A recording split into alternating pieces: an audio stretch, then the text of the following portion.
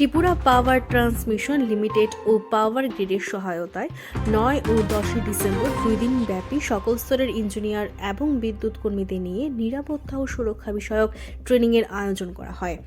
উক্ত এই অনুষ্ঠানে ট্রান্সমিশন লিমিটেডের একটি সেফটি ম্যানুয়াল ও সুরক্ষা বিষয়ক বিভিন্ন তথ্যচিত্র উন্মোচন করা হবে।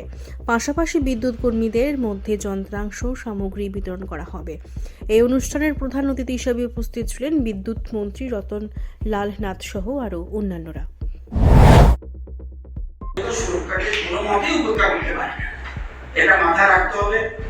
এবং যাতে আমরা কাজ করতে গিয়ে সুস্থ স্বাভাবিকভাবে, মনে রাখবেন অনেক অসুস্থ থাকে, এটাও আমি দেখেছি।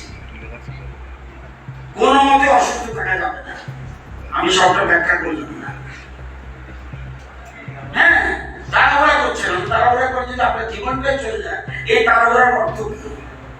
নিশ্চিত পরিষেবা দেবে এবং পরিষেবা আপনারা ভালো দিচ্ছেন। গত কয়েক বছর ধরে যদি দেখি, অসম্ভব ভালো পরিষেবা, এর মধ্যে 1% ডাউন নেই। আমাদের রাজ্য মন্ত্রিসভা, মুখ্যমন্ত্রী থেকে আরম্ভ করে আমাদের রাজ্যে কোনো লোডশেডিং হয় না। আমাদের রাজ্যে বর্ষার সময়, ফ্লাডের সময় আপনারা যে কাজ করেছেন অভাবনীয়। যারা সমালোচক তারা উচিত বলছে,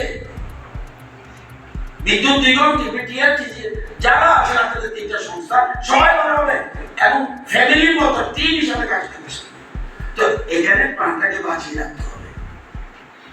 সেই জন্য আমি সবাইকে বলবো যে যে শপথটা কিন্তু একটা কথা আমরা ভুলে যাই। অবশ্য একটা মিটিং করলাম, চলে যায়।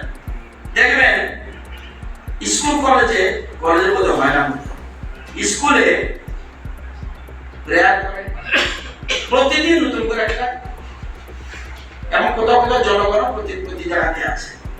এই যে শপথটা, এটা একদম